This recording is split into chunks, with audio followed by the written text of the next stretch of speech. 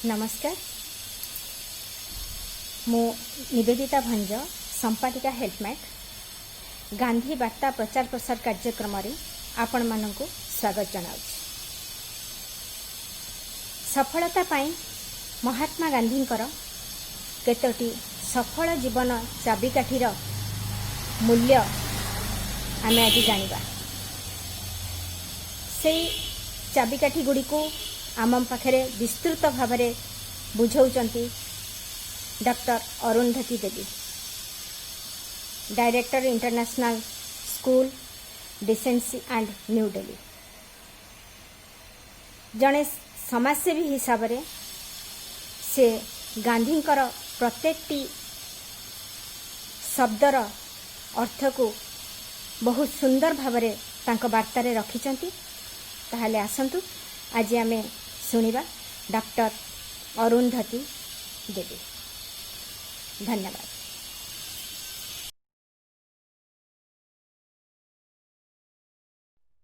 नमस्कार। समग्र विश्व आज महात्मा गांधी 150तम पवित्र जयंती पालन करुछि। मोहनरु महात्मा, मानवरु महामानव, नायकरु महानायक और पोरबंदरु विश्व दरबार को व्याप्त होइथिबा महात्मा गांधी को सठिक भाव में उपस्थापन करने आदौ संभव नुहे।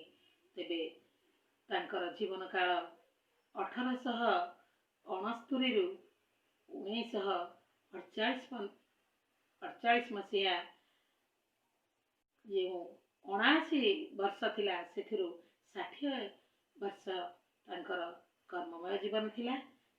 एथिपाई ताहाको लक्ष्य करी कहिथिले आइनस्टाइन परवर्ती समय रे भविष्यत रे केही भी तो विश्वास करिवे नाही एपरी रक्त मांसधारी मनीष ए पृथ्वी रे जन्म ग्रहण करी एहारी मध्य रे विचरण करुथिले बोली। तेबे महात्मा गांधी परिव्याप्त कर्मधारा भितरे केतोटी कीवर्ड्स, केतोटी प्रमुख शब्द जो तांकर कार्यधारा सन्निवेशित एभली चिंता कले आम सम्मुख को आसे प्रथमे अहिंसा। अहिंसार अर्थ साहित्यिक अर्थ नो किलिंग, काहाकु हत्या न करिबा, काय मनोवाक्य रे काहाकु शारीरिक मानसिक भाव रे आघात न देबा, अपमानित न करिबा, समस्तंको स्नेह प्रेम भल पाइबा प्रदान करिबा, कहार अनिष्ट न करिबा किंबा आक्रमणात्मक भाव कहा प्रति पोषण न करिबा, असहयोग, अनशन, धर्मघट आदि महात्मा गांधी अहिंसार पथ थिला। तांकर अहिंसा आचरण द्वारा विश्व चमत्कृत होइथिला। सेथिपाई आमर जातिसंघ तांकर जन्मदिन अक्टोबर 2 तारिख को विश्व अहिंसा दिवस रूपे घोषित करिछि, जहाँ समग्र पृथ्वी रे पालित हेउछि।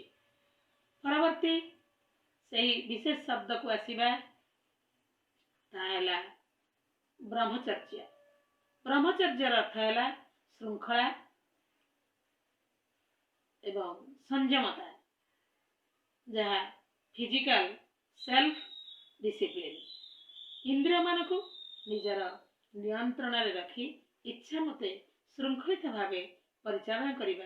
भल मधुर शुभुची कान रे सुनिबा, भल सुंदर देखा जाउची ताको उपभोग करिबा आखि द्वारा, एवं जहाँ स्वादक युक्त ताको जीभ द्वारा ताहाको सही स्वादयुक्त खाद्य को भोजन करिबा द्वारा आमे आमर इंद्रिय मानकर दास पलटि जाऊ।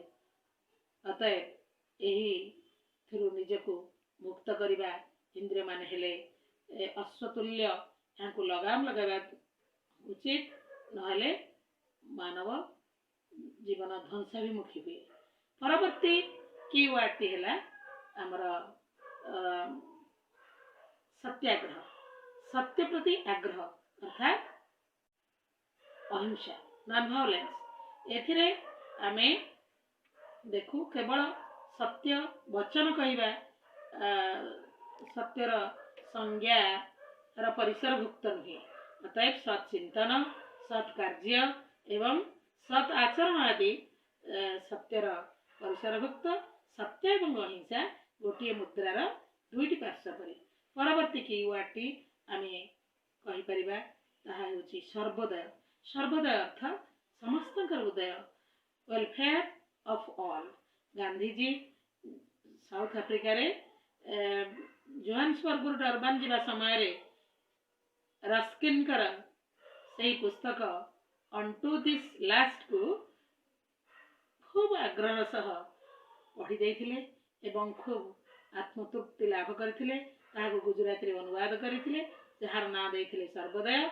यार अर्थ हैला समस्तकर हितरे आमनकर हित निहित। परवर्ती शेष कीवर्डटी कहिबी स्वदेशी। जो आमे निज देशर जहाँ उत्पादन कले ताहाकू स्वदेशी द्रव्य को व्यवहार करिबा।